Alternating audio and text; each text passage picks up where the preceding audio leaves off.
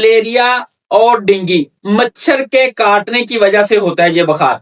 हमारे बुजुर्ग लोग एक दाना ये रोजाना इस्तेमाल करते थे, उनको कभी भी मलेरिया और डेंगू नहीं हुआ था। आपने भी ये इस्तेमाल करना है दोस्तों। अगर आपका सर भारीपन रहता है, शदीद किस्म का बुखार हो रहा है, जिस्म के अंदर शदीद किस्म की दर्दें हो रही हैं और दर्दें भी ऐसे जैसे हड्डियां टूट रही हैं, बुखार के साथ उल्टी का आना, ये है मलेरिया और डेंगू बुखार में से कुछ चीदा चीदा अलामत।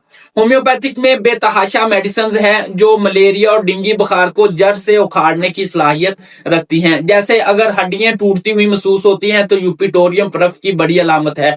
अगर जिस्म का गोश्त टूटता हुआ महसूस होता है तो रिस्टाक्स की बड़ी अलामत है। अगर मुंह का जायका कड़वा है और सर्दी के साथ शदीद किस्म का बुखार होता है तो चाइना ऑफ की बड़ी अलामत है। लिहाजा आप अपने डॉक्टर से रुजू करें।